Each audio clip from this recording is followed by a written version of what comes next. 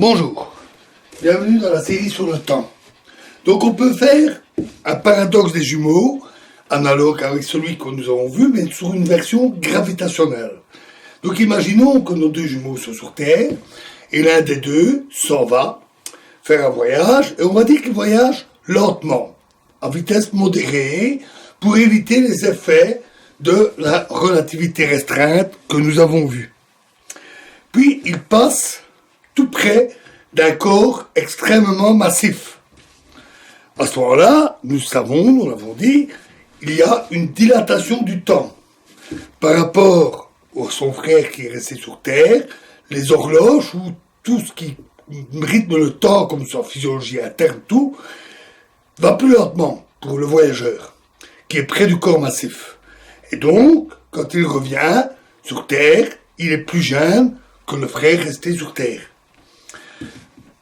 Avec le cas des trous noirs, nous allons voir très très vite, la différence pourrait même se chiffrer en milliards d'années. Des milliards d'années. Il part, il fait un voyage de quelques dizaines d'années, disons, le temps de voyager jusqu'à un trou noir, il passe au bord du trou noir, revient, et des milliards d'années se sont écoulées. Même si la relativité générale est plus compliquée, ici, ce phénomène est plus intuitif. En effet, la dilatation du temps n'est pas réciproque. Le voyageur voit son frère rester sur Terre, lui subir une accélération du temps, alors que lui-même est près du corps massif. Mais physiquement, c'est la même cause. Relativité restreinte, relativité générale, c'est la même cause. Ceci est dû au fait qu'ils traversent des trajectoires différentes dans l'espace-temps. Et d'ailleurs, même en RG, on a les phénomènes de la relativité restreinte. On ne doit pas les considérer séparément. Si on fait un calcul full relativité générale, entièrement de la relativité générale, on a à la fois les effets de relativité restreinte et générale. Et d'ailleurs, il peut être difficile de les séparer. C'est simplement dû à la trajectoire de l'espace-temps. Quel effet dû à l'un et à l'autre? La séparation peut être assez artificielle. D'autant qu'avec un espace-temps tout courbé, je l'avais dit, les distances sont parfois difficiles à définir, mais également les vitesses relatives. Et donc, il devient très difficile de distinguer l'un ou l'autre effet. On a juste des effets relativistes. Passons maintenant aux trous noirs. Alors, les trous noirs sont des objets complexes, fascinants, et aussi fort difficiles, et très contre-intuitifs. Donc ici, il y aurait énormément à dire sur les trous noirs, y compris les trous noirs réels, observés par les astrophysiciens, etc. Ici, on va se limiter à un minimum, juste pour décrire les effets temporels. Alors, on doit quand même parler de ce qu'est un trou noir, ce que c'est et comment il se forme. Alors, supposons qu'on ait un corps massif, sphérique. Dans ce cas-là, avec la relativité générale, on peut calculer la géométrie de l'espace-temps, au moins à l'extérieur du corps. L'intérieur du corps ne nous intéresse pas. La géométrie à l'extérieur, s'il n'y a pas de rotation du corps, en général il y en a, mais ce n'est pas capital pour nous ici, la géométrie qui décrit l'espace-temps est la géométrie dite de Schwarzschild. Une géométrie que le savant, le scientifique, le physicien Schwarzschild a trouvé très vite après la naissance de la relativité générale, à la grande surprise d'Einstein. Et cette géométrie montre qu'il existe un rayon critique. Donc pour une géométrie sphérique, il existe un rayon critique appelé rayon de Schwarzschild, RS, rayon de Schwarzschild, qui est aussi appelé rayon du trou noir, ou encore, et alors il délimite ce rayon une surface sphérique, appelée surface de Schwarzschild, ou surface du trou noir, ou encore horizon des événements. Nous verrons un peu bientôt pourquoi. Et on peut calculer cette valeur, et elle vaut 2 gm sur c carré. C'est la vitesse de la lumière, M, c'est la masse de ce corps massif, et G, c'est la constante de gravitation universelle. Cette taille est assez petite. Par exemple, pour le Soleil, ce rayon n'est que de 3 km, ce qui est beaucoup moins que la taille du Soleil. Et la géométrie est différente dans le corps. Alors, nous n'en parlerons pas, mais donc cet horizon n'existe que si le corps est plus petit que ce rayon de Schwarzschild, donc s'il est très très comprimé. Imaginez le Soleil qui fait des centaines de milliers de kilomètres de diamètre, qui serait ratatiné à moins de 3 km de rayon, donc très très comprimé. Alors comment ça peut se former ça? Eh bien les grosses étoiles, donc pas notre Soleil, mais les grosses étoiles typiquement de plus de 5 fois la masse du Soleil, lorsqu'elles arrivent en fin de vie, après avoir consommé tout leur carburant, finissent dans une explosion, un énorme boom, qu'on appelle une supernova. C'est tellement violent que pendant quelques heures et quelques jours, cette supernova est aussi brillante qu'une galaxie entière, donc aussi brillante que des milliards d'étoiles. L'enveloppe de l'étoile est soufflée et le cœur de l'étoile, lui, est comprimé très violemment. Si ce cœur est suffisamment massif, alors il y a formation d'un cœur massif plus petit que le rayon de Schwarzschild. On dit alors qu'il y a la formation d'un trou noir avec un horizon qui est une surface immatérielle définie par ce rayon de Schwarzschild. Une des caractéristiques des trous noirs, c'est que rien ne peut sortir d'un trou noir. Absolument rien. Même pas la lumière. Et ceci est dû au fait que l'espace-temps de Schwarzschild, sous l'horizon, est extrêmement déformé. La variété espace-temps est extrêmement courbée. Et toute trajectoire de type temps, sous l'horizon, toute trajectoire de type temps se dirige obligatoirement vers le centre. C'est ce qui a donné son nom au trou noir, le fait que c'est un trou. Tout ce qui passe l'horizon, c'est direct le centre, pas d'autre chemin. Et donc, rien de ce qui se passe sous l'horizon ne peut nous parvenir. Ni matière, ni lumière, ni information, ni quoi que ce soit. D'où le nom de horizon des événements. Au-delà de cet horizon, de cette frontière, nous ne pouvons pas avoir accès aux événements qui se produisent dans le trou noir. Notons que c'est vrai dans la totalité du trou noir, pas seulement sur l'horizon. Même plus profondément dans le trou noir, là aussi, les trajectoires, c'est vers le centre, tout va vers le centre. Tout corps qui passe l'horizon ne peut aller que vers le centre, il est condamné. Parce qu'au centre, il va être ratatiné. Et c'est ce qui explique d'ailleurs que lorsque la masse du cœur de la supernova est suffisante et qu'il se comprime, à ce moment-là, son effondrement est inéluctable avec formation de ce trou noir. Supposons un voyageur qui va passer l'horizon. On pourrait dire, il pourrait essayer d'éviter d'aller mourir au centre en descendant à une corde particulièrement solide, attachée à l'extérieur, de quelque manière que ce soit, à une planète, à des fusées qui tirent sur la corde, peu importe. Il descend avec la corde, il passe l'horizon. Malheureusement pour lui, ça ne sera pas suffisant. En effet, si on examine les trajectoires de l'espace-temps de la corde, hors de l'horizon, et du voyageur qui est pénétré sous l'horizon, on constate que les trajectoires, les géodésiques, divergent. C'est le phénomène dont nous avions parlé.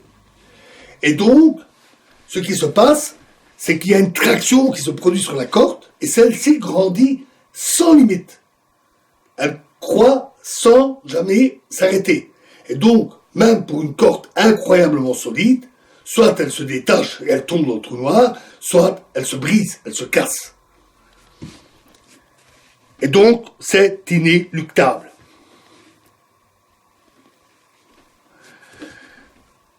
Il y a une curiosité aussi avec les trous noirs, qui montre bien leur caractère extrême. Supposons que le voyageur tombe dans le trou noir et il veut freiner. Il veut éviter de mourir au centre et il veut résister le plus longtemps possible. Il peut essayer de freiner avec des fusées quand il est sous l'horizon, ou il peut essayer de tourner pour essayer de se mettre quelque sorte en orbite, ou au moins se freiner de cette manière. Et bien, surprise, en faisant ça, il arrivera encore plus vite au centre. C'est quelque chose de très très particulier. S'il essaie de ralentir, il arrivera plus vite au centre. En fait, le plus lent par rapport à lui, c'est-à-dire avec son temps propre, le plus lent, c'est encore de se laisser tomber en chute libre. Ce genre de curiosité qui est due à cette courbure de l'espace-temps particulièrement extrême, difficile à se représenter mentalement, montre bien le côté extrême et très contre-intuitif des trous noirs. Il y a moyen de visualiser ça avec des diagrammes qui permettent de mieux comprendre les trajectoires, les durées, ce genre de choses, comme je vous les explique.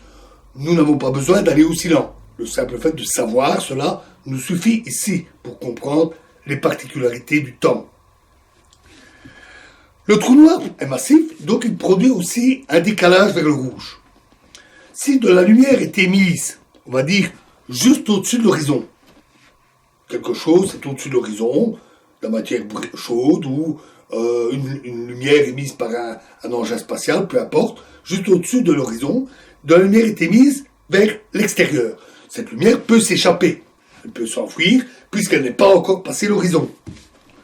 Et bien à ce moment-là, elle subit un décalage particulièrement fort, extrême.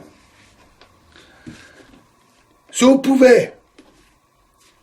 considère que c'est le voyageur qui tombe et qui émet de la lumière, ne fût-ce que la lumière reflétée sur lui par des étoiles voisines, ou une lumière que lui émettrait avec une lampe, si on le regardait de loin, on verrait non seulement qu'il devient de plus en plus rouge, avec le décalage, mais aussi la dilatation du temps, on verrait le voyageur tomber vers le trou noir et ralentir de plus en plus et se figer, littéralement.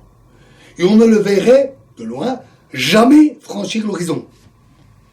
La dilatation du temps diverge au niveau de l'horizon. Notons qu'en pratique, on ne pourrait pas l'observer. Alors, il y a aussi un autre phénomène, c'est la contraction des longueurs. Le voyageur non seulement ralentit, mais visuellement, si on pouvait le voir, il s'aplatirait sur l'horizon. Il formerait une fine couche sur l'horizon. Chose un peu étonnante. Mais en pratique, on ne pourrait jamais l'observer. Parce que, à cause du décalage vers le rouge, non seulement la lumière qu'il émet se décale vers le rouge, puis vers les ondes radio de plus en plus longues, et devient quasiment impossible à détecter. Pour détecter des longueurs d'onde qui feraient par exemple 1000 km, il faudrait des antennes considérables, pour ne pas capter grand-chose d'ailleurs. Et en plus, l'intensité de cette lumière diminue très vite. D'où le qualificatif, bien trouvé, de noir, de trou noir. Toute lumière disparaît très vite. Considérons maintenant le point de vue du voyageur. Celui-ci s'approche du trou noir. Eh bien, il ne va rien constater de spécial. Il y a des forces de marée, mais celles-ci croissent progressivement, peu importe pour nous ici. Pour un trou noir stellaire, ces forces de marée seraient même mortelles. Pour un trou noir supermassif, les tout gros qui sont au centre des galaxies, paradoxalement, ces forces de marée sont moins grandes quand on approche du trou noir. Donc, mais il n'y a pas de rupture particulière au niveau de l'horizon. Il ne constaterait rien de spécial. Et il se verrait, s'il se retournait et qu'il regardait le ciel, il constaterait l'inverse du décalage vers le rouge. Il verrait les étoiles bouger, se déplacer de plus en plus vite, tout s'accélérerait, ce qu'il voit de loin, et en plus avec un décalage vers le bleu, très fort, le prix des ultraviolets, des rayons X. Donc, là, il verrait qu'il se passe quelque chose, mais à nouveau avec un effet graduel, il ne se verrait pas passer l'horizon. Alors pourquoi ? Eh bien, parce que c'est dû au principe d'équivalence. dans le principe d'équivalence, on dit que pour un objet en chute libre, notre voyageur qui tombe dans le trou noir, localement, dans son voisinage, on peut trouver un système de coordonnées qui fait que la relativité restreinte s'applique. Localement, l'espace-temps est de Minkowski, c'est l'espace tangent. Et donc, il est en apesanteur pendant ces chutes libres, comme nos personnes dans l'ascenseur qui tombaient, que j'avais pris en exemple. Il va passer l'horizon sans rien constater de spécial. Une fois passé l'horizon, direct au centre, c'est la seule chose, il ne peut pas faire demi-tour. Il peut essayer. Comme je vous l'ai dit, s'il fait ça, il va encore arriver plus vite. Et avec une durée de vie très brève, pour un trou noir stellaire, comme celui des supernovas, une fois passé l'horizon, il lui faut de l'ordre d'un millième de seconde pour arriver au centre. C'est vraiment rapide, évidemment. Pour des trous noirs supermassifs, les tout gros qui sont au centre des galaxies, une fois passé l'horizon, de l'ordre d'une heure. Là, il aurait le temps de savoir qu'il va mourir. Bon. Et c'est le fait qu'il passerait l'horizon sans même s'en rendre compte est assez effrayant. En disant, tiens, on va construire une fusée, on va aller voir comment c'est près d'un trou noir supermassif. On va aller là-bas, les effets des forces de marée sont modérés pour les trous noirs supermassifs. Et il n'y a pas d'effet de rupture au passage de l'horizon. Donc on approche, on regarde, il est immatériel l'horizon. Et puis tout d'un coup, oh bon sang, on est passé l'horizon, c'est foutu. Donc, c'est assez effrayant comme idée.